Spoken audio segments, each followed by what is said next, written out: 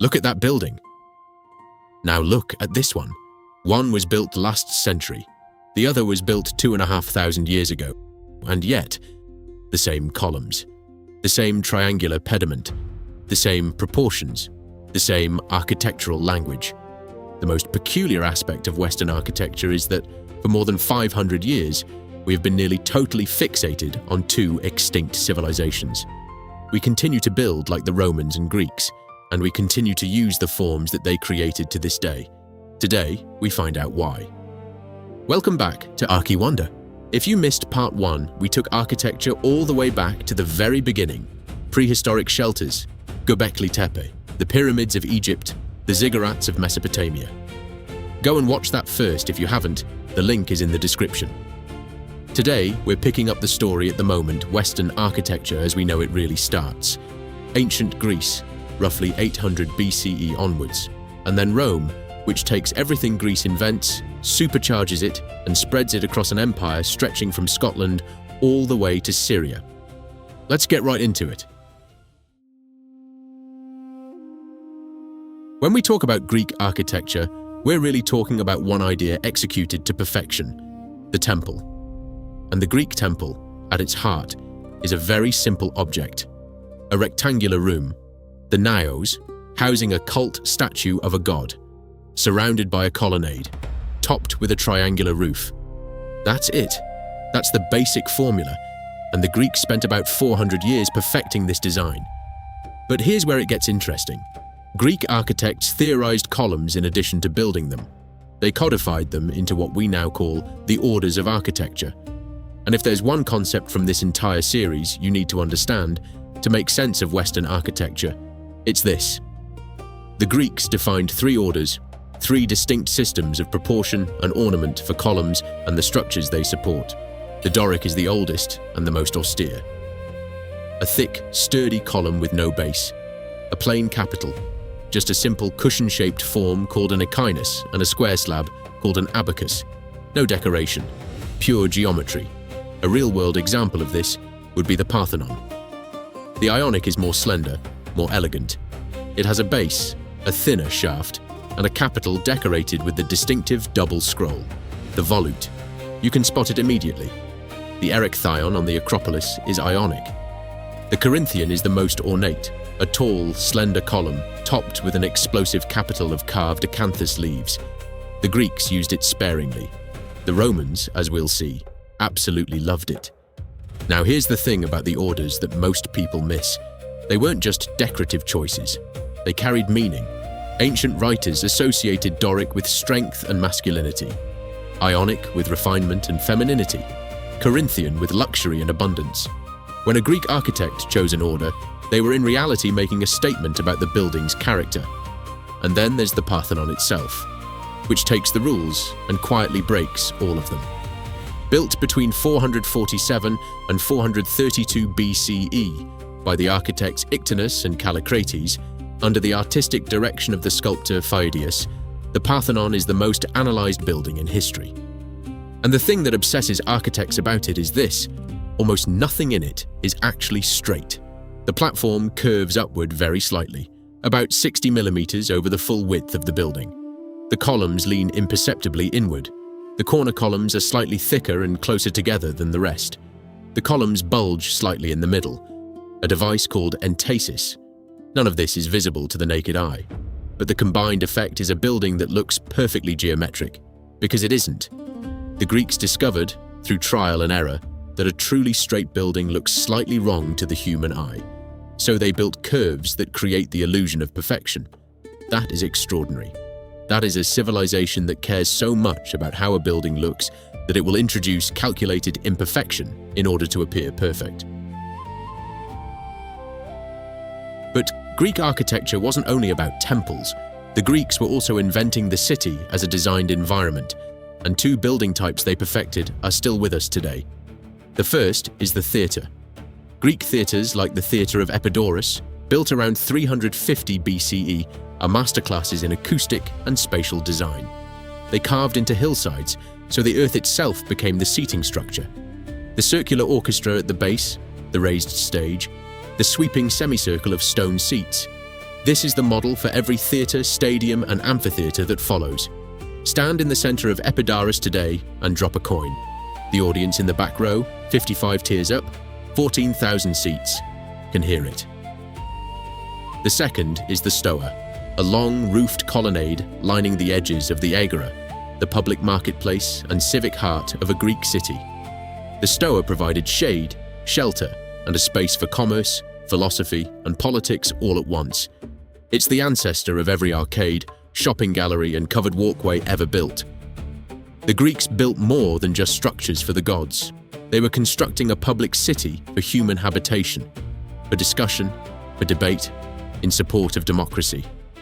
And then Rome took all of it and scaled it up beyond anything the Greeks could have imagined.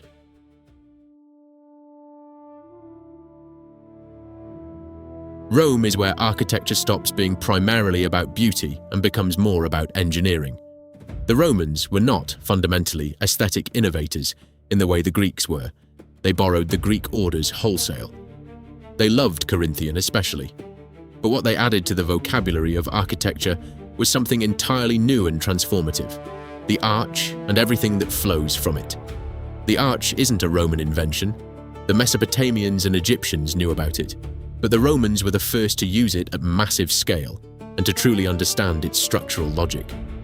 An arch works by converting a downward load into an outward thrust. The stones squeeze against each other and the whole thing stays up. No mortar needed at the joint, just geometry and gravity. From the arch, the Romans derived three world-changing structural forms. The vault, extend an arch through space, and you get a barrel vault, a continuous tunnel of stone overhead. The Romans used barrel vaults to span enormous spaces without needing interior columns. The groin vault, intersect two barrel vaults at right angles, and you get a groin vault, which allows loads to concentrate at four corner points and opens up the walls between them. The dome, rotate an arch 360 degrees around a central point, and you get a hemisphere. And the Romans built the greatest dome the ancient world ever saw. The Pantheon, built under the Emperor Hadrian between 118 and 128 CE. For 1,300 years, until the construction of Brunelleschi's dome in Florence, it was the largest dome in the world, and it still stands. Unreinforced concrete, nearly 2,000 years old, holding up a dome 43 meters in diameter. The oculus at its crown, that circular opening 8 meters across, open to the sky, is one of the greatest moments in all of architecture. It is the only source of light in the building. The shaft of sunlight moves around the interior throughout the day like a spotlight. On certain days, it falls directly on the entrance at noon, as if the building itself is welcoming you. The Pantheon is a sphere inside a cylinder. If you dropped a perfect sphere into the interior, same diameter as the dome, it would just touch the floor. The building is a piece of three-dimensional geometry, and it was built with no computers, no steel, and no drawings as we would understand them. And here's the engineering genius that most people don't know. The dome gets lighter as it rises. At the base, the concrete contains heavy travertine stone. Midway up, it switches to tufa and brick.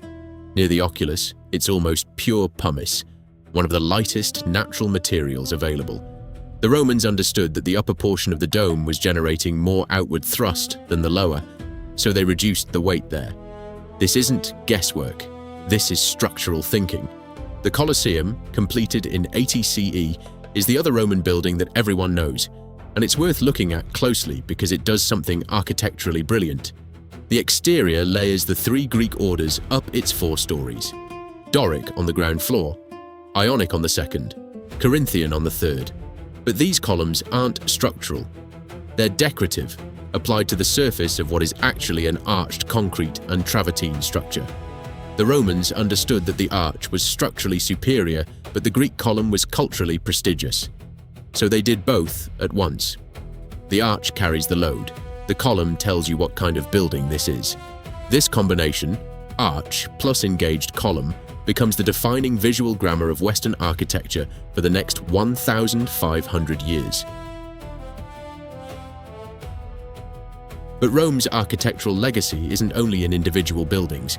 is in the city itself. The Romans were the greatest urban planners the ancient world produced. Every Roman city followed a basic template: a rectangular grid of streets, a central forum, a basilica for law and commerce, temples, baths, markets, an amphitheatre. Infrastructure, roads, aqueducts, sewers, bridges, connected these cities into a vast network. The aqueduct is Rome's most underrated architectural achievement. At its peak, Rome was served by 11 aqueducts, delivering approximately 1 million cubic meters of water to the city every day. 1 million cubic meters per day. For a city of perhaps 1 million people, that's a litre per person per second. By comparison, London's daily water consumption today is about half that per person. The Thermae, the great public baths, were perhaps the most democratic buildings Rome ever built. The baths of Caracalla, completed in 216 CE, could accommodate 1,600 bathers simultaneously. Under a complex of barrel-vaulted and groin-vaulted concrete halls, some rising over 30 meters, you could bathe, exercise, read in the library, eat, socialize, and conduct business, for a small fee, accessible to everyone. And the basilica, not a church in the Roman context, but a large covered civic hall used for legal proceedings and commerce, introduced a building type that Christianity would borrow entirely when it needed to create large gathering spaces. The long nave, the side aisles, the apse at the end. This is directly where the Christian church building comes from. Rome gave Christianity its architecture before Christianity gave Rome its religion. So, what are the key takeaways from Greece and Rome? First, proportion is a language. The orders gave architects a shared vocabulary for the first time. A Doric column means something. An Ionic capital communicates something. Architecture stops being purely intuitive and becomes, for the first time, a discipline with rules, theory, and texts.